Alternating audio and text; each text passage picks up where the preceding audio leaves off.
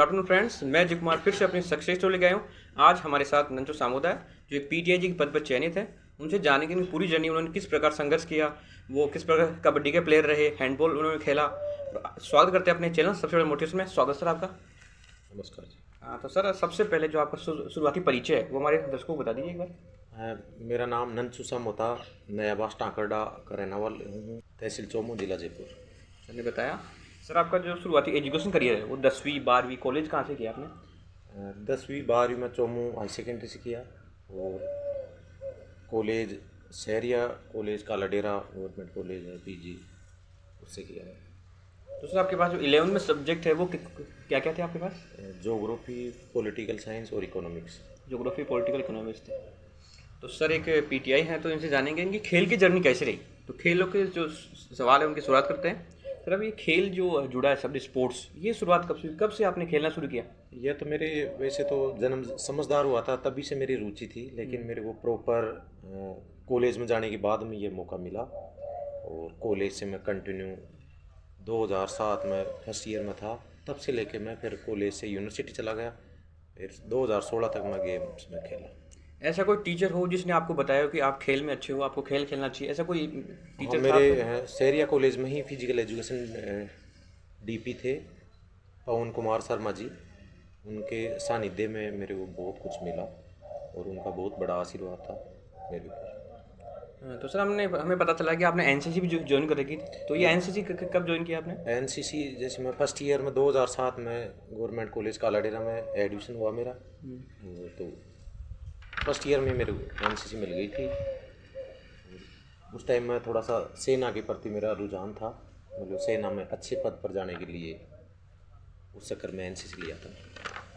और सर आपने जो कबड्डी खेल चुना था, तो ये कबड्डी आपने प्रेफर क्यों किया? और भी खेल होता है लेकिन कबड्डी को कैसे आपने चुना? कबड्डी को इसलिए चुन लिया कि इजीली गांव में और कोई सुविधा थी नहीं हमारे पास, तो सुबह हम परेड के लिए जाते थे कॉलेज में, फिर परेड पूरी करने के बाद में हम वहाँ कबड्डी का ग्राउंड बना हुआ था, तो वहाँ हम टीम बना के रोज़ कबड्डी की प्रैक्टिस करते थे।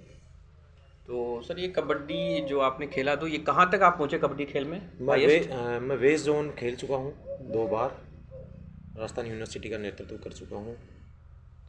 फिर उसके बाद मैं उसके साथ साथ फिर मैं बीपीएड में एडमिशन ले लिया, ऐसे कर लिया। और बीपीएड में आपने किसने आपको बताया कि बीपीएड करना चाहिए, आपको पीटीआई बनना चाहिए, ये कहानी कैसे? मैं एक्चुअल में बीपीएड तो इसलिए खेलों में मेरी विशेष रुचि थी, तो राजस्थान यूनिवर्सिटी में एडमिशन लेने के लिए उस डिपार्टमेंट में एडमिशन ले लिया। खेल भी चलता रहा और मेरी डिग्री भी चलती रही आप। और हैंडबॉल में आपने सुना आपने गोल्ड मेडलिस्ट हैं, तो इसकी शुरुआत बताइए कैसे आप हैंडबॉल के टीम के वहाँ पे गए, कैसे ट्रेनिंग किया आपने, कितनी हार्ड ट्रेनिंग होती है, कौन कौन से अपोनेंट थे, आप विरोधी टीम थे आपकी, और वहाँ पे आप गोल्ड मेडलिस्ट कैसे प्राप्त की? मैं हैंडबॉल में मेरी विशेष रुचि थी कॉलेज टाइम में, लेकिन कुछ समय के लिए मैं हैंडबॉल भी खेला शहरिया कॉलेज में।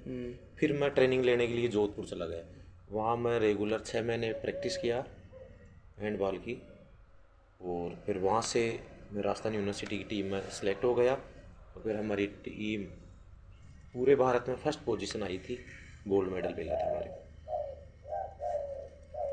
तो सर ये जो खेलों के प्रति इतना रुझान है, तो इसमें परिवार का आपकी कितना सपोर्ट रहा? किसने आपको सपोर्ट किया परिवार में? परिवार में तो मेरे विशेष मामा जी थे, मेरे पूरा ध्यान रखते थे, और जैसे पिताजी और तो खेती खाती का ही काम था, और घर वालों का भी इसे पूरा ही सपोर्ट था, मेरे को कुछ नहीं बोलते थे, कहीं कब आ रहा हूँ कब जा रहा हूँ, बोले पूरा विश्वास था, बोले ये सही करेगा, अच्छा काम ही करेगा।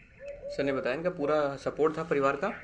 तो सर काफ़ी जैसे युवा हैं जो अभी मोबाइल की लत में पड़े रहते हैं, सुबह जल्दी नहीं उठते, लेकिन फिर भी आप डेली रूटीन आपने अपनाया, सुबह जल्दी उठते थे, प्रैक्टिस करते थे, शाम को प्रैक्टिस करते थे, ये सब कैसे करते थे इतना सर? मेरी विशेष रुचि थी, एक तो ये था कि मैं सुबह जल्दी उठता था 4 बजे, फिर फिजिकल की तैयारी करना, रनिंग लगाना और कुछ करना, ऐसा उस चक्कर में आप जल्दी उठते थे। तो सर ऐसा कोई आपका प्लेयर, आपका फेवरेट प्लेयर जिसकी तरह आप बनना चाहते हो, या आपने उसको देखा है, उससे काफ़ी से कुछ सीखा है, ऐसा कोई प्लेयर है आपका? प्लेयर मेरा सचिन है, सचिन तेंदुलकर। बिल्कुल। तो उनसे क्या आपको सीखने को मिलता है, क्या उनसे आपने सीखा है? उनका डेडिकेशन, उनकी लगन, उनकी भाषा बोली जैसे विशेष रुचि उनके हिसाब से। तो सर जो भी जैसे युवा तैयारी कर रहे हैं पीटीआई की और किसी जॉब की भी, तो ये खेल में कैसे आगे बढ़े हैं, कैसे अपने आप को जैसे सफल बनाएं, उसके लिए कुछ कहोगे? खेल के लिए यह है कि उसको बंदा वो डेडिकेट होना पड़ेगा, प्रॉपर सुबह जल्दी उठना पड़ेगा, सुबह शाम ग्राउंड जाना पड़ेगा, उस हिसाब से चुने खेल और उसको 100% सफलता मिलेगी। और सर पीटीआई की जब जॉब लगे तो ये वैकेंसी कब की थी, कब आपका नंबर आया? यह मेरी जनवरी 2013 की वैकेंसी थी और उस टाइम मैं एमपीएड कर रहा था, प्रवेश थी मेरी, तो वैकेंसी आई तब मैं सोचा कि वैकेंसी थोड़ी सी जल्दी आ गई। मैं क्या स्पोर्ट्स में पीजी कर रहा था बीपीएड के बाद में, तो मैं सोचा थोड़ी लेट आती। खुदा न खास्ता क्या हुआ, मेरी पेपर 2 बार आगे खिसक गया एग्ज़ाम, तो पोस्टिंग फिर मेरे को 14 में फिर मैं पास आउट हो गया एमपीएड से और पोस्टिंग मेरी 16 में हुई थी। 16 में भी पोस्ट। तो सर उस दिन की पूरी जर्नी जानना चाहते हैं कि किसने आपको बताया कि आपका पीटीआई बन गए, नंबर आ गया, परिवार में माहौल कैसा, आप कितने खुश हुए उस दिन जब आपका नंबर आया? खुशी की तो यह बात है कि मेरे को पूर्ण विश्वास था कि मैं गवर्नमेंट जॉब तो लगूंगा और बहुत अच्छी खुशी हुई। जैसे मेरी मम्मी को पता चला और खुशी हुई, वो बोले मेरा बेटा आज सरकारी जॉब में लग गया। तो सर जब मैं आया था, मैं देख रहा हूँ आपसे, आप पर्यावरण के प्रति काफ़ी रुझान रखते हैं।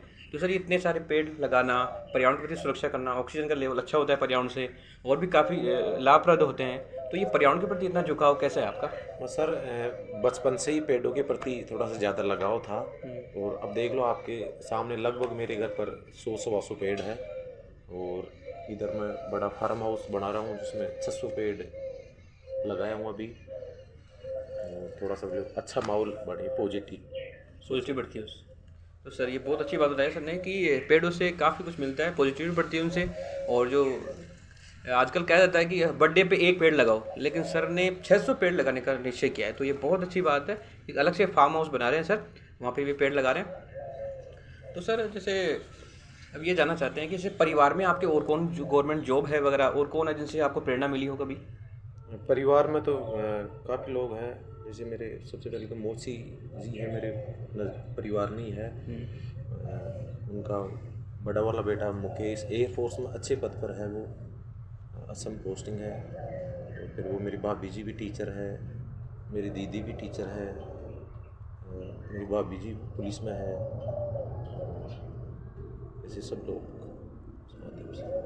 और सर जैसे अभी आपकी पोस्टिंग कहाँ है, और वहाँ का माहौल जब आप शुरू में गए तब कैसा था, और अब कैसा है, कितना घुल मिल चुके हो, बच्चों के प्रति कैसा है वहाँ पे आपका रुझान? मेरी पोस्टिंग गिनोई है, गोविंदगढ़ ब्लॉक में ही पड़ती है वो, और वहाँ सीनियर स्कूल मेरी पोस्टिंग है। और इस बार ही मेरे 4 बच्चों ने ऑल इंडिया खेले हैं और अच्छी मेहनत कराता हूँ, बच्चे भी अच्छे हैं।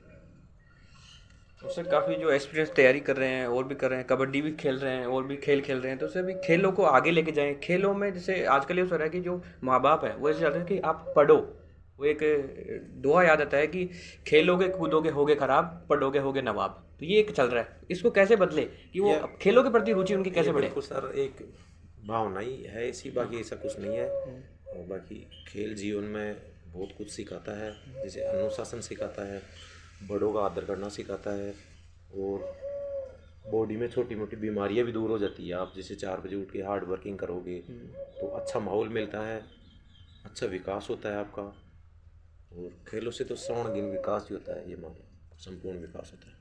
सर ने बताया कि खेलों से सर्वांगीण विकास होता है, क्योंकि आजकल जो माँ बाप है वो खेलों के प्रति ज़्यादा रुचि नहीं रखते, लेकिन सर कह रहे हैं उनको कि वो एक बार खेल भी साथ में रखें, पढ़ाई भी रखें, नहीं साथ में खेल भी रखें। और सर लास्ट में कोई ऐसी मोटिवेशन लाइन आप देना चाहते हो, बताना चाहते हो, जिससे युवाओं को मोटिवेशन मिले, कोई एक लाइन, या कोई इंग्लिश में हो, हिंदी में हो, किस में भी आप बताना चाहो? नहीं, युवाओं के प्रति तो मेरा तो यही है कि वो ज़्यादा से ज़्यादा मेहनत करे, ईमानदारी से मेहनत करे और आगे बढ़ते रहे वो। और सबसे पहले बोलो अपना समय पर विशेष ध्यान दें।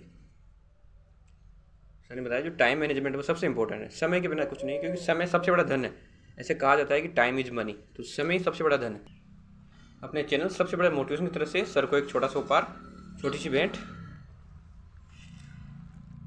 और मैं सर को फिर से धन्यवाद देता हूं कि सर ने अपना अमूल्य समय निकाल कर अपने को दिया है। और मैं फिर से कहूँगा, यदि अभी तक भी आपने मेरा चैनल सब्सक्राइब नहीं किया तो यूट्यूब पर जाइए, सबसे बड़ा मोटिवेशन सर्च कीजिए, लाइक कीजिए, और इससे क्या होगा, जो मेरे आने वाले जो वीडियो है वो सबसे पहले आप तक पहुँचेंगे। धन्यवाद।